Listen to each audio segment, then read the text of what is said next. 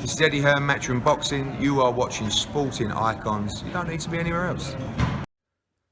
Okay, so Conor Benn has taken to social media, Instagram to be precise, where he said this: "Been through hell and back.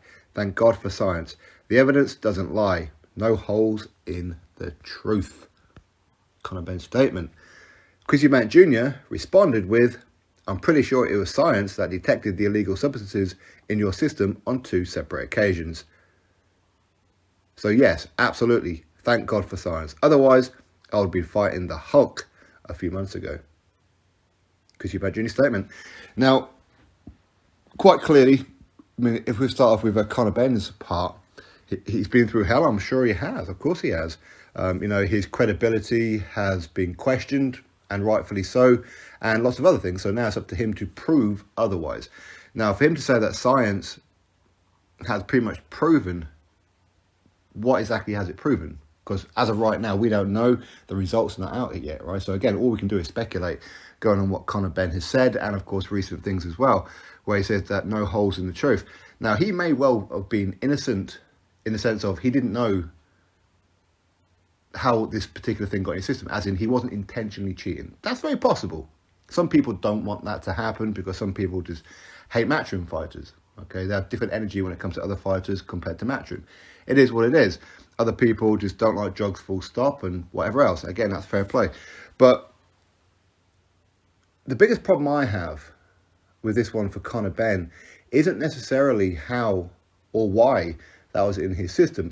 While that is important, of course, but it's a case of there were 2 tests a month apart and they tried to brush it under the carpet. I've heard nothing from Conor Benn or Eddie Hearn or anybody that could satisfy my curiosity as to how 2 tests were taken and they still tried to get the fight on. The fact that they employed VADA. Now, granted, Conor Benn, he had to be enrolled in VADA anyway because he's ranked WBA and WBC. It's protocol, right? But maybe they paid for extra testing, going by what Eddie Hearn has said before. That's the impression that I got, that they paid for extra testing. So you're paying for something, and when the results come back that you don't like, you dismiss it. Twice. That's the biggest problem for me. Now, Eubank Jr coming back saying how, yes, it was science that detected the illegal substances in your system on 2 separate occasions. Yeah, it was. If it wasn't for science, they wouldn't have found it. Again, you have to raise questions towards UKAD and the British Box Board of Control's use of UKAD. The fact that the British Box Board of Control, again, according to Eddie Hearn, not only are they the ones who leaked it to the press, but they are the ones who knew about it a month beforehand, and it took them up until fight week to pull the fight. But the fact that they used UKAD, the UKAD testing agency, did not detect this, did not pick it up. So not only does it appear that UKAD are incompetent with the fact that they will do a test and not analyse the test and come up with the results to say whether or not a fight is clean or not until a long time later, as has proven with Zolana Tete, for example, and others, which shows that they're very incompetent and very unreliable. But the fact that they couldn't detect it themselves. Why? Because it's not on their list? Well, why is it not on their list? Why is it on VADA's list, but it's not on UKAD's list? Now, as far as Eubank Jr saying that he'd been fighting the Hulk a few months ago, okay, again, you can look at it in different ways. Well, Eubank Jr knew about this and was still willing to fight him. Now, granted, this was in fight week and he'd already done all the training and the camp and he was in fight mode. You could argue that point.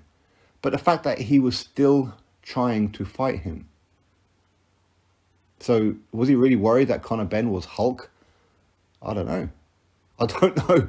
Because, again, I mean, if Conor Benn was taking this substance, how would it have helped him in the ring? Because taking these substances, it can help you in training and things like that for endurance and all that kind of stuff, but it doesn't put muscles on your chin, you know? It doesn't give you more boxing skill. It doesn't do that. It may make you punch a little bit harder and help you with your endurance and maybe durability and that as well. But it's not going to help you with your chin, and it's not going to help you with your boxing skill. If anything, Conor Benn's boxing skill has improved dramatically. Because I know a lot of people look back to Conor Benn when he fought Cedric Pennard the first time around, where a lot of people felt that he was gifted a decision there after he got bounced around in that fight, and he did.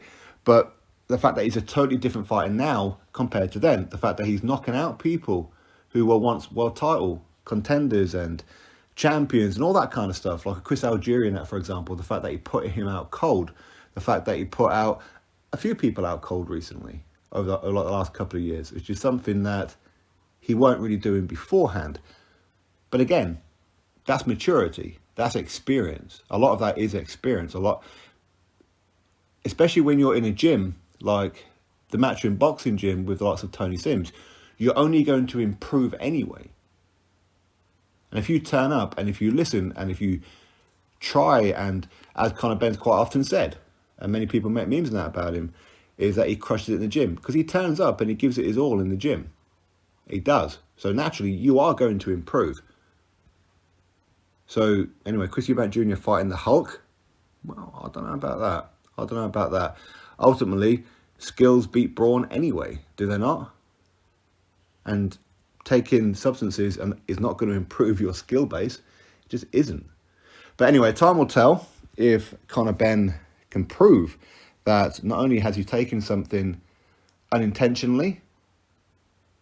That would be great if he can prove it. But again, you see, it doesn't matter what he puts out there.